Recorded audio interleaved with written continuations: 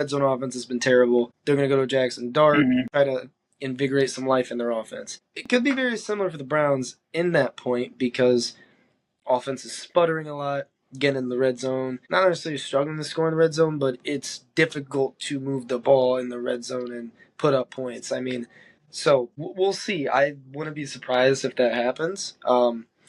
But I wouldn't really hate on the Browns for doing that either because, to be honest, the offense looks kind of, as Drew Brees would describe the Eagles' offense, vanilla or boring. It's kind of similar. Mhm. There's no big plays happening, nothing. So I feel like a QB change could help spark some of that, which is why the Giants are doing that with Jackson Dart.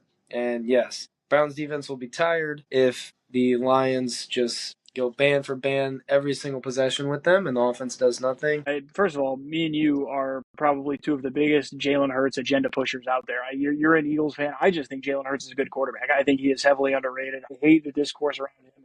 I'm not somebody who really only targets QB wins as a stat because I really don't think they are. But anytime you watch an Eagles game, Jalen Hurts makes the right play. Like, he doesn't necessarily turn it over as much as he used to. He uses his legs on third down or anytime he has to, and he utilizes his weapons. He's really good at throwing the deep ball. I think a lot of people are just kind of overlooking his development as a quarterback, and I think they're just kind of thinking about Jalen Hurts and where he was as a passer just a couple of years ago, and they assume he's still like that. Like, no, that's not the case. Like, that you don't win a Super Bowl if Jalen Hurts isn't doing everything he can to help you win. You mentioned the second half, Patullo was still calling the plays, of course, but then he then countered and said, but Jalen's also really smart on the field. He's seeing things. He's checking out his stuff. He basically said Jalen Hurts checked out everything in the second half and just threw the ball. I mean, to be honest, this is what it looked like. But he's one of the smartest QBs in the league, and he does all the little intangible things, and that's part of why the Eagles have become such a good team because teams know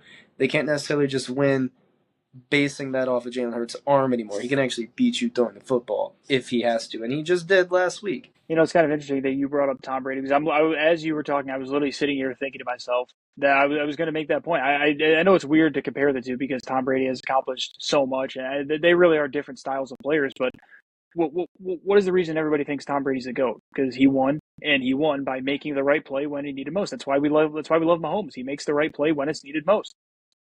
That's why I think Josh Allen and Lamar haven't gotten over the hump because they just don't make the right play when it matters most.